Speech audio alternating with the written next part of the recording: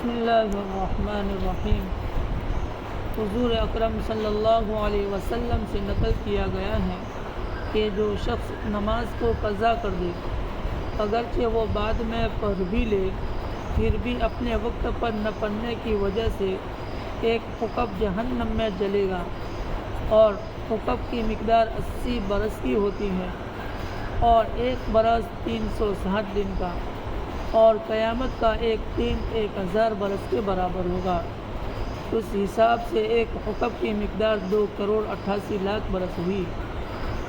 حضور اکرم صلی اللہ علیہ وسلم سے نقل کیا گیا ہے کہ جو شخص نماز کو قضا کر دے اگرچہ وہ بعد میں پڑھ بھی لے پھر بھی اپنے وقت پر نہ پڑھنے کی وجہ سے ایک حقب جہنم میں جلے گا، اور حقب کی مقدار 80 برس کی ہوتی ہے، اور ایک برس 360 دن کا، اور قیامت کا ایک دن 1000 برس کے برابر ہوگا۔ اس حساب سے ایک حقب کی مقدار 2,88,00,000 برس ہوئی۔ فائدہ: حقب کے معنی لغت میں بہت زیادہ زمانے کے ہیں، اگر اکثر حدیثوں میں اس کی مقدار یہی آئی ہے جو اوپر گزری، یعنی 80 سال۔ در منصور میں متعدد روایت سے یہی مقدار منقول ہے۔ حضرت علی رضی اللہ عنہ نے ہلال ہجری سے دریافت فرمایا کہ حقب کی کیا مقدار ہے؟ انہوں نے کہا کہ حقب 80 برس کا ہوتا ہے، اور ہر برس 12 مہینے کا، اور ہر مہینہ 30 دن کا، اور ہر دن 1000 برس کا۔ حضرت عبداللہ بن مسعود رضی اللہ عنہ سے بھی صحیح روایت سے 80 برس منقول ہے۔ حضرت ابو ہریرہ رضی اللہ عنہ نے خود حضور اکرم صلی اللہ علیہ وسلم سے یہی نقل کیا ہے کہ ایک حقب 80 سال کا ہوتا ہے، اور ایک سال 360 دن کا، اور ایک دن تمہارے دنوں کے اعتبار سے یعنی دنیا کے موافق 1000 دن کا۔ یہی مضمون حضرت عبداللہ بن عمر رضی اللہ عنہ نے حضور اکرم صلی اللہ علیہ وسلم سے نقل فرمایا ہے۔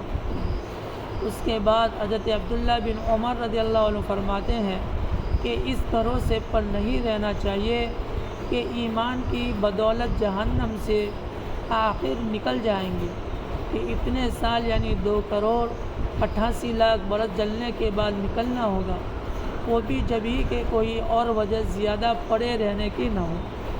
اس کے علاوہ اور بھی کچھ مقدار اس سے کم اور زیادہ حدیث میں آئی ہے، مگر اول تو اوپر والی مقدار کئی حدیثوں میں آئی ہے، اس لیے یہ مقدم ہے۔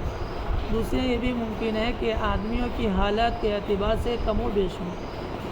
ابو اللیث سمرقندی رحمۃ اللہ علیہ نے قرۃ العیون میں حضور اکرم صلی اللہ علیہ وسلم کا ارشاد نقل کیا ہے: جو شخص ایک فرض نماز بھی جان بوجھ کر چھوڑ دے اس کا نام جہنم کے دروازے پر لکھ دیا جاتا ہے، اور اس کو اس میں جانا ضروری ہے۔ اور حضرت ابن عباس رضی اللہ عنہ سے نقل کیا ہے کہ ایک مرتبہ حضور صلی اللہ علیہ وسلم نے ارشاد فرمایا: یہ کہو کہ اے اللہ، ہم میں کسی کو شقی محروم نہ کر۔ پھر فرمایا: جانتے ہو شقی محروم کون ہے؟ صحابہ رضی اللہ عنہم اجمعین کے استفسار پر یعنی سوال کرنے پر ارشاد فرمایا کہ شقی محروم نماز کا چھوڑنے والا ہے کہ اس کا کوئی حصہ اسلام میں نہیں۔ ایک حدیث میں ہے کہ دیدہ اور دانستہ جان بوجھ کر بلا عذر نماز چھوڑنے والے کی طرف حق تعالیٰ قیامت کے دن التفات ہی نہیں فرمائیں گے، توجہ یعنی دیکھیں گے نہیں، اور عذاب علیم یعنی دکھ دینے والا عذاب اس کو دیا جائے گا۔ ایک حدیث سے نقل کیا گیا ہے کہ 10 آدمیوں کو خاص طور سے عذاب ہوگا، ان میں سے ایک نماز کا چھوڑنے والا بھی ہے کہ اس کے ہاتھ بندھے ہوئے ہوں گے، اور فرشتے منہ اور پشت پر ضرب لگائے رہے ہوں گے۔ جنت کہے گی کہ میرا تیرا کوئی تعلق نہیں، نہ میں تیرے لیے اور نہ تو میرے لیے۔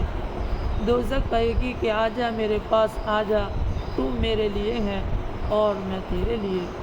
یہ بھی نقل کیا ہے کہ جہنم میں ایک وادی جنگل ہے جس کا نام لملم اس میں سانپ ہیں جو اونٹ کی گردن کے برابر موٹے ہیں اور ان کی لمبائی 1 مہینے کی مسافت کے برابر ہے۔ اس میں نماز چھوڑنے والوں کو عذاب دیا جائے گا۔